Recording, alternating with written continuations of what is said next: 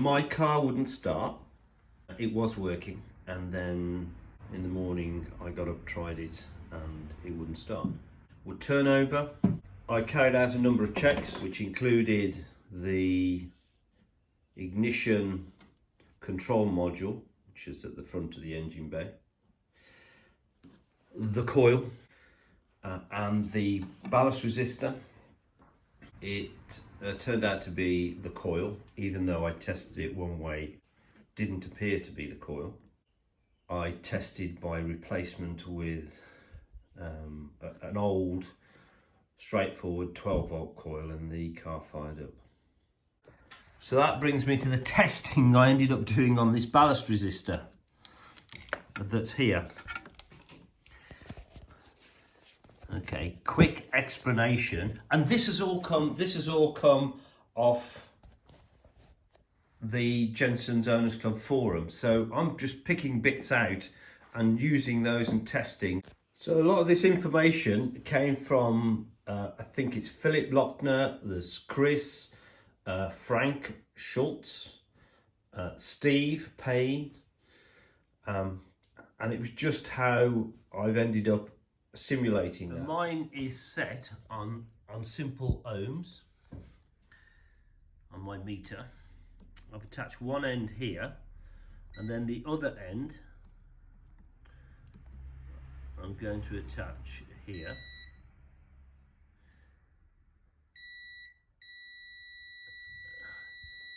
And what I'm getting is 5.3 ohms, which is fine. Right, I've turned the sound off. So the top one is about 5 ohms, which is what it should be. And then the bottom one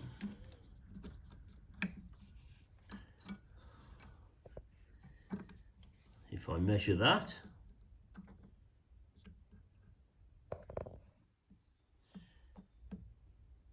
should be, they say, around about 1 ohm. I've got 1.3 ohms. Those are satisfactory, I understand, so that's no problem. That tells me that this ballast resistor is working, and that the top pair is 5 ohms and the bottom pair is 1 ohm. The other thing is, when I got my car, the wiring was all over the place, so I've had to reroute it, do the loom, put new wires in. It's important to know which is which on this ballast resistor, because they go to different units. The blue wire is operated from the ignition switch and is 12 volts on this side. That's a jumper between the two, top and bottom. That leads on the top one, that's 5 ohms. That goes to the ignition control unit that's accessed through the front grille. And that produces, I don't know, I got it from somewhere, 5 volts or something like that. The bottom one on mine is a resistance of 1 ohm, and that wire is the brown wire, and that wire goes to the ignition coil and produces 9 volts, I think, or something like that. I've done a continuity check on those wires, and they all go to the right places on the ignition control module and on the plus side of the ignition coil. So there's the wiring diagram. You've got this blue wire coming in with the jumper, blue jumper, in my case, not a black jumper, between the top and bottom. And then you've got a brown wire that leads off to the ignition coil, and then it's supposed to be a green and brown wire, and then changes to green and red, which leads to the ignition control unit. I think the ballast resistor's fine. So I'm now going to just have a look at that control unit, clean the earth to that control unit, which has been a problem for some people. And then I'll do a bit more investigating. To get to the ignition control module, you have to remove the front grille, and then the module is there. That top one, not the bottom one, that top one. There's a screw that goes in there. It's a long screw. I've had this off, so I'm now putting it back. And then you've obviously got that screw there, which came out for me, no problem, but I've replaced that with a stainless steel one now. This is the plug going to the ignition control module.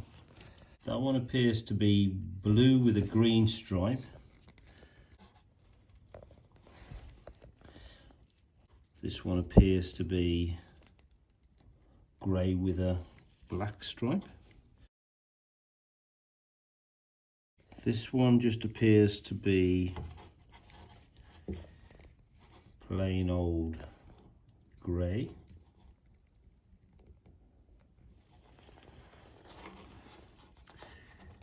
This one's green. This one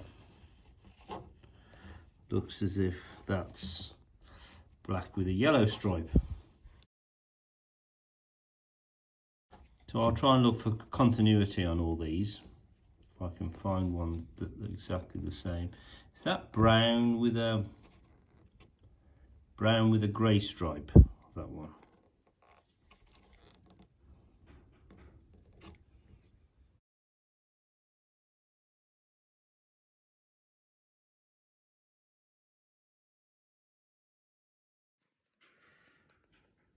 One of the screws that went into the riv nut, that came out without a problem. The top one, the holes were big enough to put in a bolt. I've cleaned up the connections. I've also cleaned up the connection there.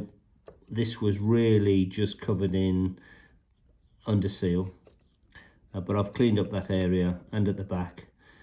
And with the when I put the stainless steel one in the bottom, then hopefully that will produce a good enough earth, and I'll find out whether that's a problem. Still no spark. I've connected up my timing light to lead number 1. If I turn it over,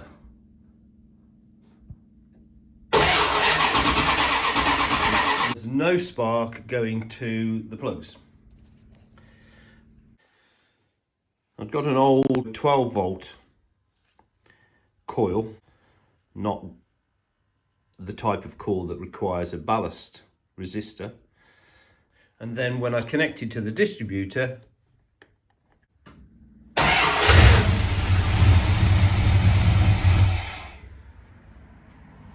and that's a straightforward 12 volt coil.